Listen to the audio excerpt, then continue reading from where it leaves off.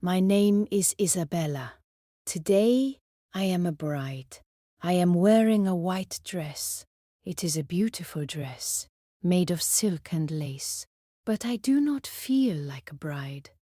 I feel like a prisoner. I am sitting on the edge of a massive, cold bed in a room I do not know. The walls are high, and the ceiling is dark. This is not my home. I am 18 years old, only 18.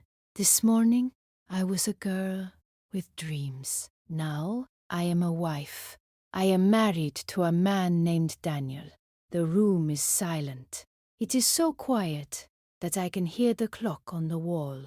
Tick, tock, tick, tock. Each second feels like a year.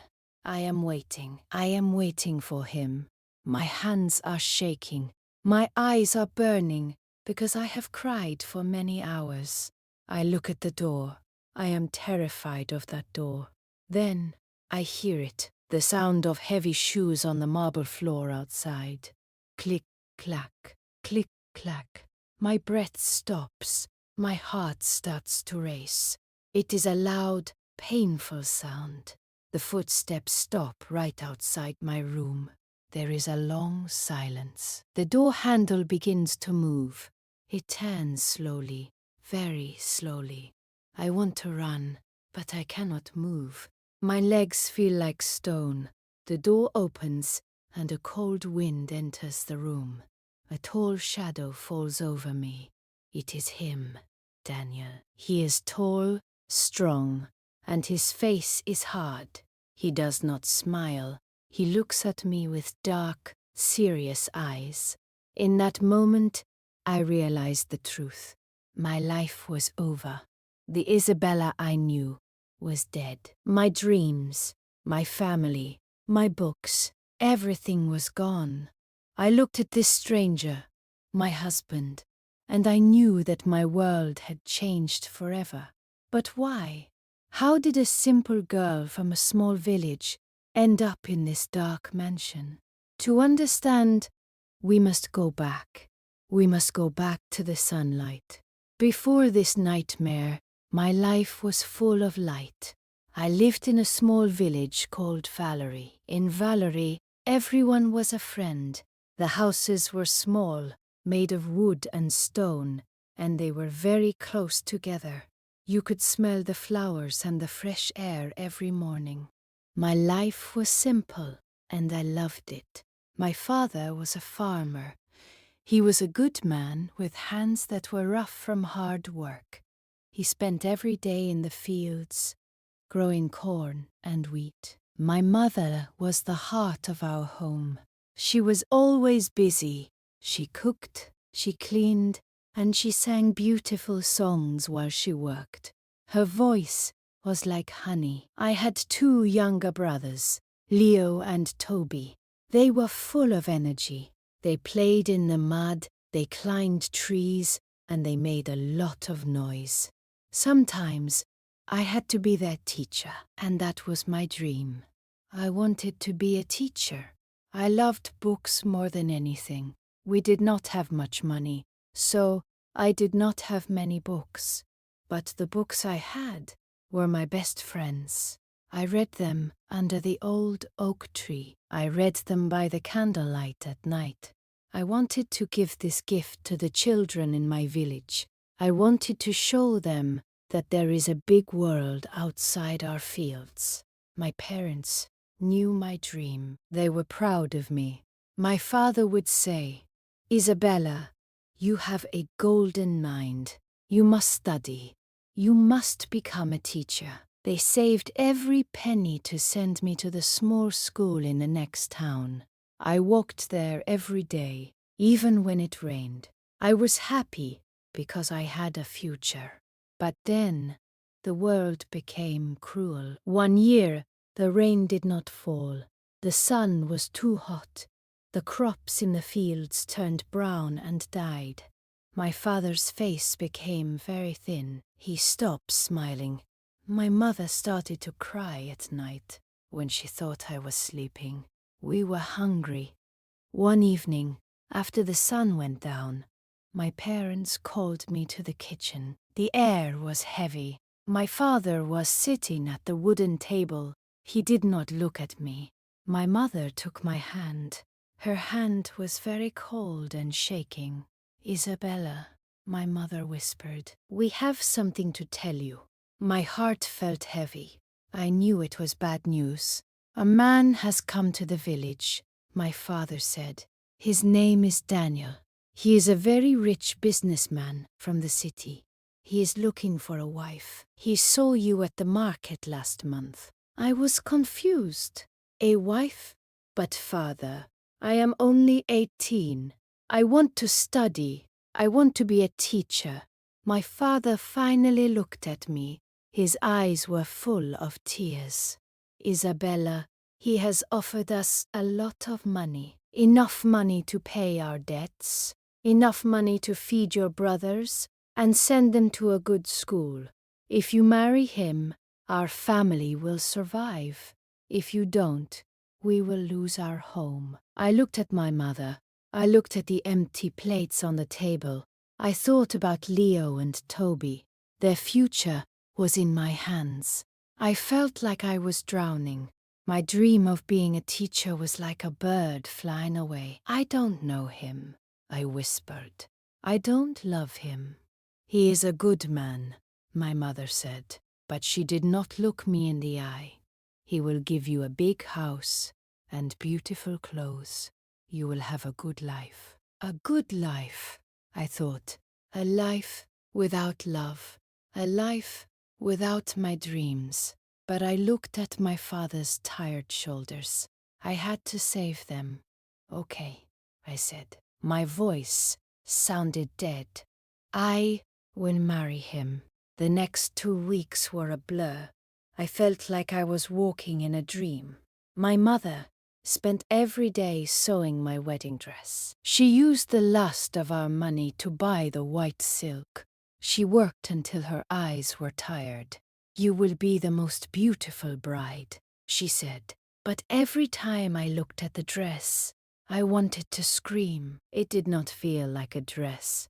It felt like a shroud. The day of the wedding arrived. It was not a sunny day. The sky was grey and a cold wind was blowing. I stood in front of the mirror. I saw a girl in a white dress, but I did not recognize her. Her face was pale. Her eyes were empty. She looked like a doll that people can move and touch, but a doll that has no soul. The wedding was in our small village church. All my friends and neighbors were there. They whispered to each other, "Look at Isabella. She is so lucky. She is marrying a millionaire." They did not see my broken heart. They only saw the expensive dress. Then the door of the church opened. A man walked in. Daniel. This was the first time I saw him clearly. He was older than me, maybe 30. He was tall and had very dark hair. His suit was black and looked very expensive. He walked to the front of the church with long, confident steps. He did not look at the people. He did not look at the flowers. When he stood next to me, I felt a wave of coldness. He did not smile. He did not whisper, "Hello." He looked straight ahead. His profile was like a statue made of stone. "Do you, Isabella, take this man to be your husband?" the priest asked. The silence in the church was very long. I felt my mother's eyes on me. I felt my father's hope. "I do," I whispered. It was the hardest thing I have ever said. Daniel's voice was deep and strong when he said, "I do." He took my hand to put the ring on my finger. His touch was firm, but there was no warmth. The ring was heavy and covered in diamonds. It felt like a shackle. After the ceremony, we walked out of the church. A giant black car was waiting. It was shiny and dark, like a predator. My family stood by the car. This was the moment of goodbye. I hugged my mother. She was sobbing. "I'm sorry, Isabella. Please be happy. My father hugged me tight. You saved us, Isabella. Thank you. I got into the back of the car. It smelled like expensive leather and old silence. Daniel got in on the other side. He did not look at me. He took out his phone and started reading emails. The car started to move. I looked out the window. I watched my small house disappear. I watched the green fields of my village turn into grey roads. I watched my whole life getting smaller and smaller until it was gone. The drive to the city took many hours. The sun went down and the world became dark. The city was loud and bright. There were too many lights and too many people. It was terrifying. Finally, the car stopped in front of a huge gate. The gate opened, and we drove into a long, dark driveway. At the end was the mansion. It was huge. It was made of grey stone and had many windows, but all the windows were dark. It looked like a castle from a sad story. Daniel got out of the car. He did not wait for me. He did not open my door. I got out alone and followed him into the house. The inside was even colder than the outside. The floors were marble, and our footsteps made a loud, lonely sound. A woman in a black dress met us. "Welcome home, Mr. Daniel. Welcome, madam." Daniel looked at the woman. "Show her to her room," he said. Then he walked away into the shadows of the house. I followed the woman up a grand staircase.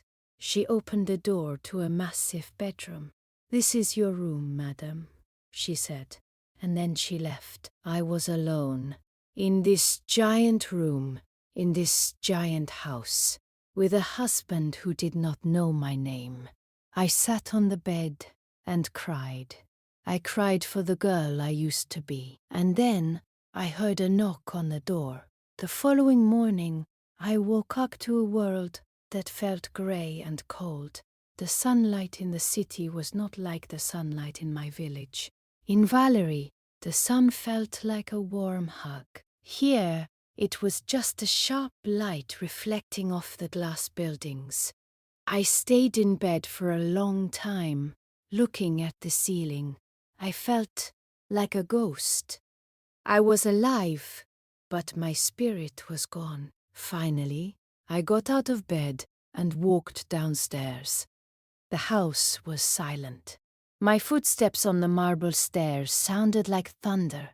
In the kitchen, I found the woman from the night before. She was standing by the stove, her back to me. "Good morning," I whispered. My voice felt dry and small. She turned around. "Good morning, madam. I am Martha, the housekeeper. I have prepared your breakfast in the dining room." Her voice was flat, like a robot. She did not smile, but she was not mean. She was just empty. Where is Daniel?" I asked. It felt strange to say his name. "Mr. Daniel leaves for the office at 6 a.m. every day," Martha replied, cleaning a counter. "He returns very late. Sometimes he does not return at all. You will eat alone most of the time." I walked into the dining room. There was a table that could seat 20 people. I sat at the end of it, a tiny figure in a massive room. There was fresh fruit, warm bread, and expensive coffee, but the food had no taste. I missed the noisy breakfast at my home. I missed my little brothers fighting over a piece of bread. I missed my father telling me about his plans for the day. Here, the only sound was the clicking of my silver fork against the expensive plate. Days turned into weeks. Each day was exactly the same. I woke up alone. I ate alone. I walked through the garden alone. I never saw Daniel. Sometimes, late at night, I would hear a car in the driveway. I would hear the heavy front door open and close. I would hear his footsteps in the hallway. I would hold my breath, waiting for him to knock on my door. But he never did. He was a shadow in his own house. I felt like a prisoner in a golden cage. I had beautiful clothes in my closet. I had a bed that was soft as a cloud. I had a mansion, but I was starving for a human word. I started to wonder if Daniel hated me. Was I too simple for him? Was he ashamed of his village wife? Why did he buy me if he did not want to see me? One afternoon, the silence became too much. I started to cry. I sat on the floor of the grand library and let the tears fall. I cried for my lost books, my lost children, and my lost heart. I felt like I was disappearing. But then, everything began to change. It happened in the library. It was my favorite room because it was full of books. The smell of old paper made me feel safe. I was standing by a window, holding a book about stars. When the door opened, I froze. It was Daniel. He looked tired. His tie was loose, and his hair was messy. He saw me and stopped. For a moment, we just looked at each other. My heart was beating so fast I thought it would break. "Hello, Isabella," he said. His voice was low and a little bit soft. "Hello," I replied. He looked at the book in my hand. "Do you like to read?" he asked. "Yes," I said, gaining a little courage. "Books are my friends. They are the only thing that makes me feel at home." He looked at me for a long time. I saw something in his eyes, not anger, but a deep, hidden sadness. He walked over to a high shelf and pulled out a small old book with a leather cover. He handed it to me. "This was my mother's," he whispered. "It is a book of poems. She loved it more than anything. I think you should have it." I took the book.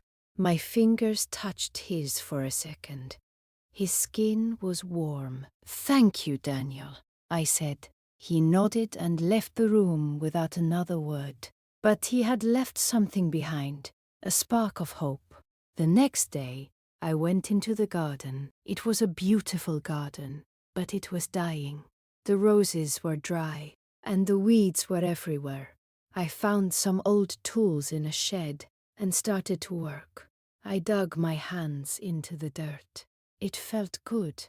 It felt like my village. I worked for hours, watering the flowers and talking to the birds.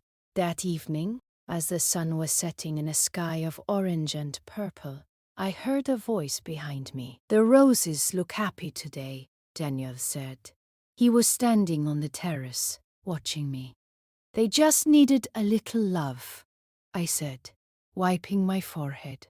He came down the stairs and stood next to me. We watched the sunset together. For the first time, the silence was not heavy. It was peaceful. We were two strangers, but we were looking at the same sun. A few nights later, a great storm arrived. The city turned black. The wind screamed like a monster, and the lightning lit up the room like a ghost. I was terrified. In my village, I would hide under the blankets. Here, in this giant room, I felt so small. A massive clap of thunder shook the house. I screamed and covered my ears. Suddenly, my door opened. Daniel was there, holding a single candle. The light of the candle made his face look soft and kind. "Are you scared of the thunder?" he asked, walking toward the bed. "Yes," I whispered, my body shaking. He sat on the edge of the bed. He did not touch me, but he stayed close. "When I was a little boy, I was also scared," he said quietly. "My mother told me that thunder is just the clouds telling stories to each other. They are just loud because they are excited." He stayed with me all night. He told me stories about his childhood, about his mother, and about how he had to work so hard after his father died. I realized then that he wasn't a cold king. He was a lonely man who had forgotten how to be happy. Isabella, he said, looking at me in the candlelight, I am sorry for the way we met. I am sorry your life changed so fast, but I want you to know you are not a prisoner here. You are my wife, and I want to see you smile. The next morning, the sun came out, and for the first time, I felt like I belonged. Over the next month, our life transformed. Daniel started coming home early. We ate dinner together every night at the big table, but now we talked and laughed. I told him about my dream to be a teacher. One evening, he came home with a massive wooden box. What is this? I asked, laughing. Your future, he said. I opened the box. It was full of textbooks, notebooks, and pens. I found a school in the city. You can study there. You can be a teacher, Isabella. I will help you. I looked at him, and my eyes filled with tears, but they were not sad tears. I realized that my life had not ended on my wedding day. It had just taken a different path. One evening, we were sitting by the fireplace. The room was warm and cozy. I looked at Daniel, and I felt a strange, beautiful feeling in my chest. It was warm, like the sun in my village. I realized I was in love with him. I leaned over and put my head on his shoulder. He put his arm around me and pulled me close. He leaned down and kissed me, a real, gentle kiss. I love you, Isabella, he whispered. I love you too, Daniel, I replied. My parents said he was a good man. At first, I did not believe them. I thought they were selling my life for money, but they were right. He was a very good man. He was my husband, my teacher, and my best friend. Sometimes, life takes away your dreams to give you something even better. You just have to be patient. You have to keep your heart open. My story started with tears, but it ended with a smile. And your story can be beautiful too. Just keep going. Asterisk. My parents were right. He was a good man.